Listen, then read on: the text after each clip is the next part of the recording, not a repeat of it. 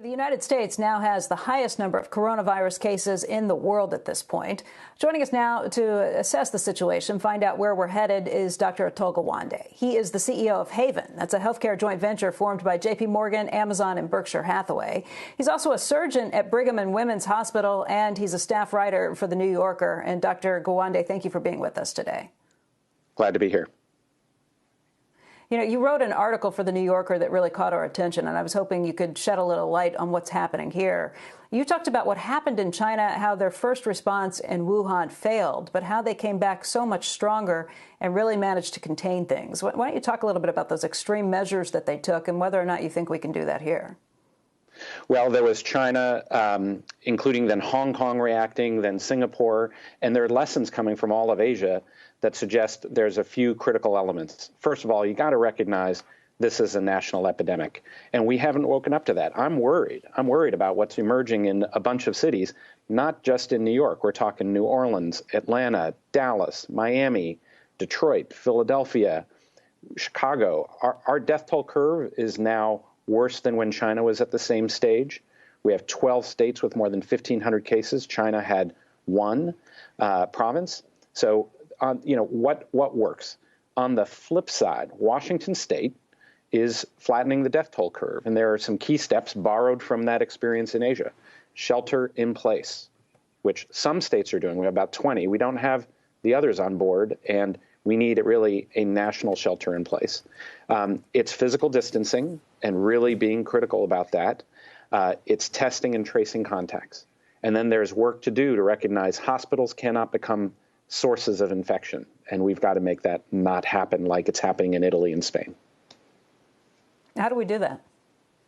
Well, the lesson out of Singapore and Hong Kong in particular that I dove into, and you're seeing it in South Korea as well, is there's a playbook. And the playbook includes that healthcare workers, when they come into work, they have a daily symptom check to make sure they don't have symptoms of COVID-19. They go home if they don't, and then they have a surgical mask from the moment that they come into work and throughout the day, taking care of any patients.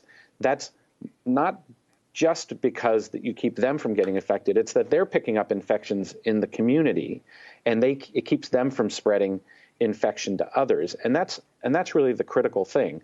Another part of their playbook, which I think is really interesting, they found that they did not have to automatically quarantine staff, workers, when they were exposed to a coronavirus patient.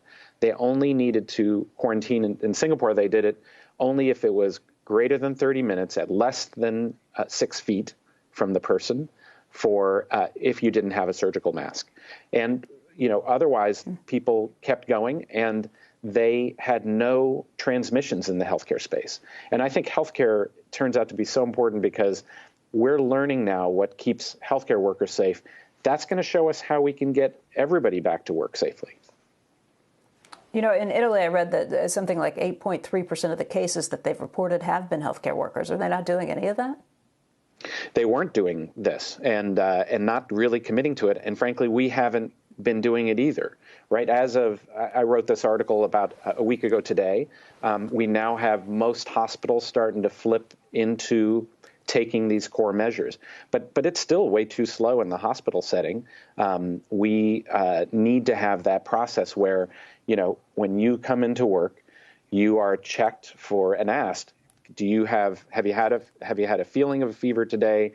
Have you had a new cough, new shortness of breath, new loss of taste has turned out to be a potential indicator of COVID. It's turning up as a problem, and any new muscle aches. And if you do, you stay home.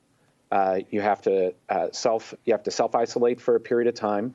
What we should do is be able to offer tests, and more places are able to offer healthcare workers tests so they know if they really can come back.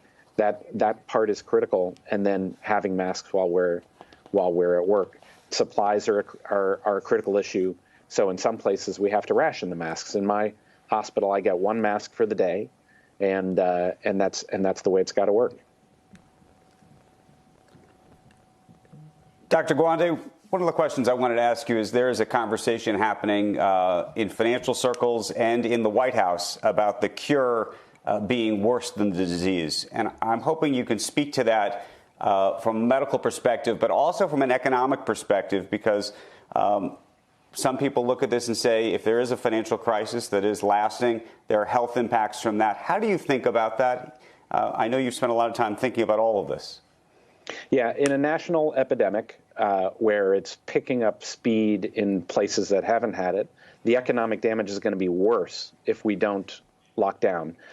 Understand, there's this talk like, it's only the elderly and the frail who get sick. They are at the most risk of dying. But look at people just middle-aged, 45 years old. A quarter of them need to be hospitalized in order to survive when they have this virus. And about 5 to 10% of them need to be on a ventilator for days.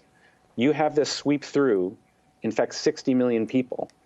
We're done. We will not be able to have those people, forget getting them back to work, we will not have those people come through and survive if we can't actually take care of them. So, the idea that we'll, maybe we should just go back to work, and this will all be fine, and just let those old folks get sick, or maybe we'll quarantine the nursing homes. That's not going to do it.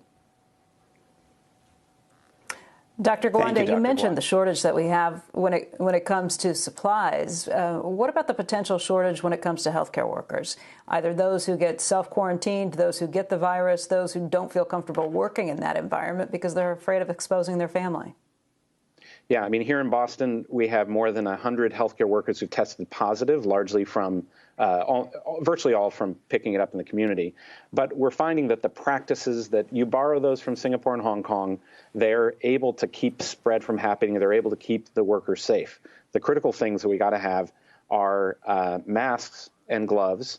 And those are, so far, we've got supply for the next few days. I see the supply chains continuing to improve. There's been this lag. We didn't get on it early enough. And so when I talk to the manufacturers, I talk to the government officials, we're seeing that there is product getting into the pipeline, and then, its distribution isn't perfect. We will get through it, but the next couple of weeks are not going to be great. And so, yes, we have to make sure those healthcare workers are priority. If you have masks, any of your businesses, get them into your hospitals.